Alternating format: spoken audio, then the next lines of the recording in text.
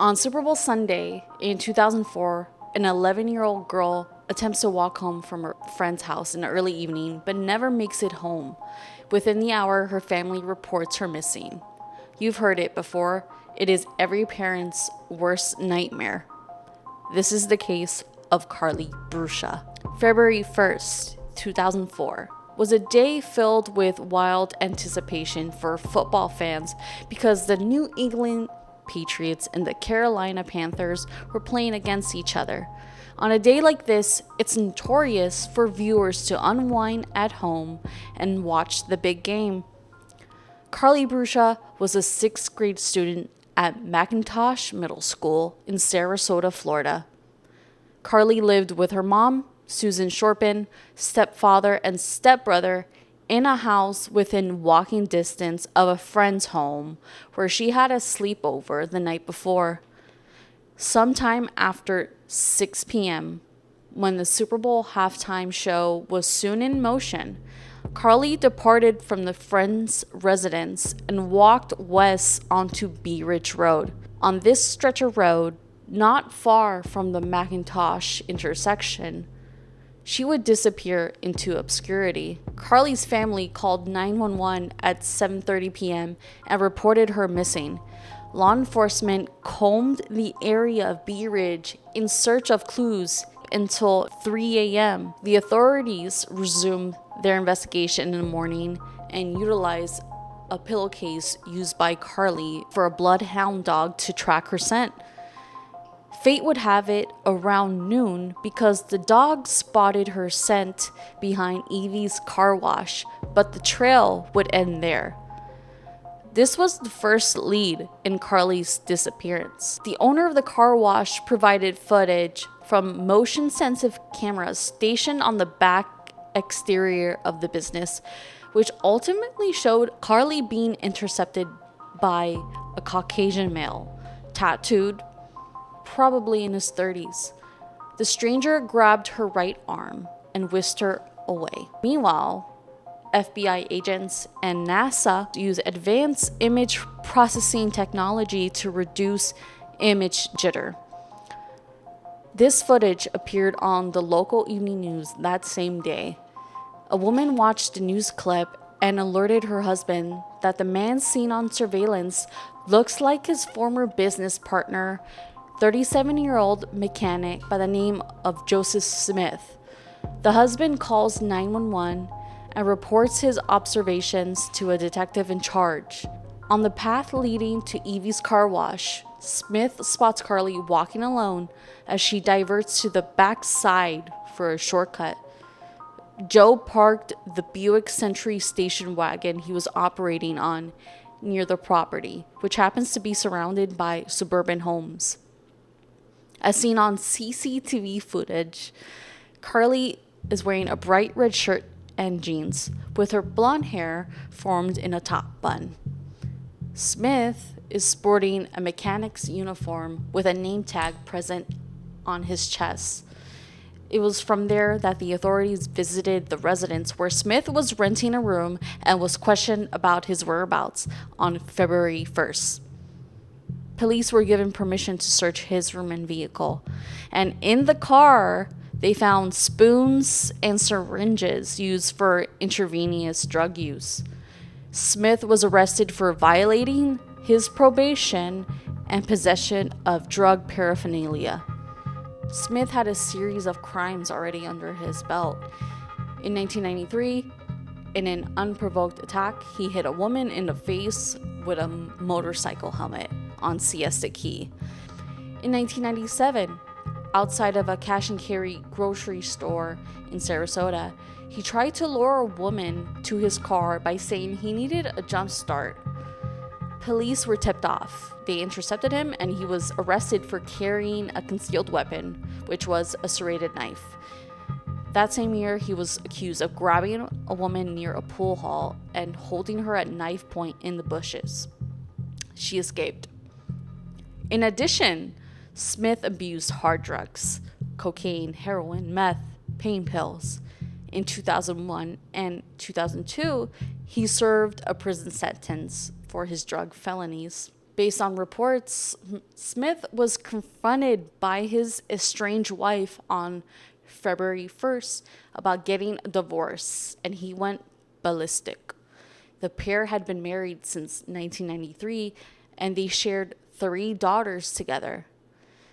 On Tuesday, February 3rd, the authorities were contacted by Jeff Pincus, the husband of the owner of the home where Smith lived. Jeff stated that Smith borrowed his 1992 Buick wagon from 3 o'clock p.m. on Sunday until the next morning at 7 a.m. The day before, his wife, the homeowner, had inaccurately provided an alibi for Smith to the police. She stated that Smith was at the residence speaking to his wife on the phone at 6:30 p.m. However, this placement in the timeline would be invalid because CCTV footage shows Smith intercepting Carlie at 6:21 p.m. Jeff identified him as the man in that surveillance footage. On Wednesday, February 4th, Smith's brother, John Smith, was interviewed by FBI agents at the Sarasota County Sheriff's Office. John stated that on Sunday night, he received an outgoing call from Smith. Also, he randomly appeared at John's home at 10 p.m. or 11 p.m. Monday night, a full 24 hours after Carlie disappeared. Smith appeared to be under the influence of drugs during this doorstop visit.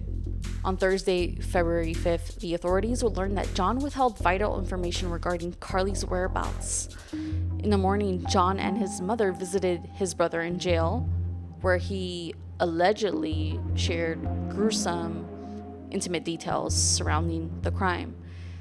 Later in the evening, John contacted an FBI agent about the meeting from earlier. 2 agents and 1 local officer would end up visiting his residence.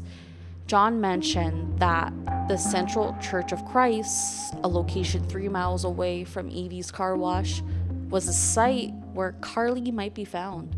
Agents and local officers arrived at the property off of Proctor Road to search for the missing child. At one point, Smith actually called John on his cell phone, and he would confirm that Carlie was near a group of concrete blocks in a wooded area. It is here where authorities discovered her lifeless body at about 1 a.m. She was lying on her back, naked below the waist except for a sock on her right foot, with her right leg stretched out and her left leg bent back and curled under her left buttock. A deep ligature mark was visible on her neck. It would be determined by the local medical examiner that Carlie died by manual strangulation. Based on ligature marks found on her neck and wrists, she was most likely bound during the abduction. Joseph Smith was formally arrested on Friday, February 6th, for Carlie's kidnapping, murder, and sexual assault. The news of her being found brutally murdered would change her family's lives forever. Interestingly enough, on the night of Carlie's homicide, cops encountered Smith and the Buick parked illegally under the I-75 overpass in the vicinity of the Central Church of Christ. The site looked suspicious, especially when cops witnessed Smith emerge from a thick underbrush. He was confronted about what he was doing and lied that he took a piss out in the elements. He was let go from there. Authorities would uncover that Smith drove nearly 300 miles in the borrowed Buick on the night that Carlie was taken. They're not sure in what direction he headed or any other sites he might have visited, but the grim reality of Carlie's lifeless body possibly being tossed far into obscurity sounds haunting. The case of Carlie Brucia went to trial on November 7th, 2005. The damning evidence against Smith showed that semen was found on Carlie's shirt. DNA tests confirmed him to be the owner of that sample. In addition, fibers from Carlie's red shirt and 2 head hairs were located in the Buick and identified as belonging to the victim. The medical examiner testified that bruises were found on the inside of Carlie's right thigh and in the shin area of her right leg, indicative of blunt force trauma. Furthermore, abrasions on her side indicated she was dragged on the ground. Joseph Smith was convicted of the abduction, rape, and murder of Carlie Brucia on November 17th. On December 1st, the jurors voted 10-2 in favor of the death penalty. Later in the spring of 2006, he was sentenced to the death penalty. Smith was incarcerated in the Union Correctional Institution located in Real Ford, Florida, which is near the Florida-Georgia line. The death of a child is never easy. Carlie's mom, Susan, was found deceased on April 10th, 2017. Cause of death was a heroin overdose. Carlie's case returned in headline news when it was discovered that Carlie's killer, Joseph Smith, passed away in death row in 2021. Some reports indicate he died from liver cancer. For Carlie's biological dad, Joseph Brucia, it was a relief to hear Smith was dead. One thing known is that Carlie's parents divorced in 1993, which led mother and daughter to move from Long Island to Sarasota that same year. The murder of Carlie Brucia was a matter of random opportunity perpetrated by an unstable and dangerous man. However, it's important to keep her memory alive, despite me never meeting her. Recently, I visited the memorial garden in Carlie's name. I had been wanting to visit this site for many years now. Here's some footage from my appearance there.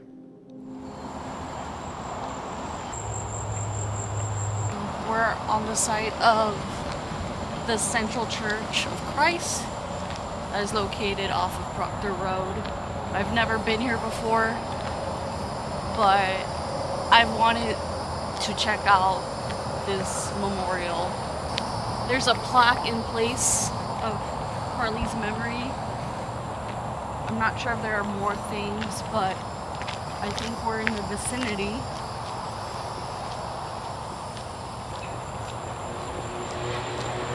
We're here.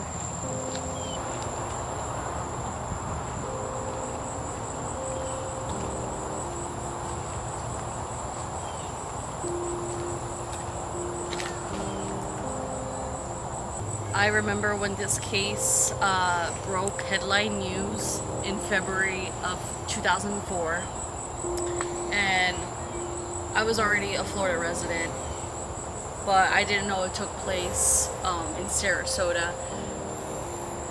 I remember the video of Carlie walking through that backside of the street trying to get home, and the suspect came across her and kidnapped her. She was ultimately assaulted and killed. And this is the site where purportedly Carlie's body was dumped, right near this church. In news material, it was like a woody area, so I do see trees and woods around. So I feel like this is the place.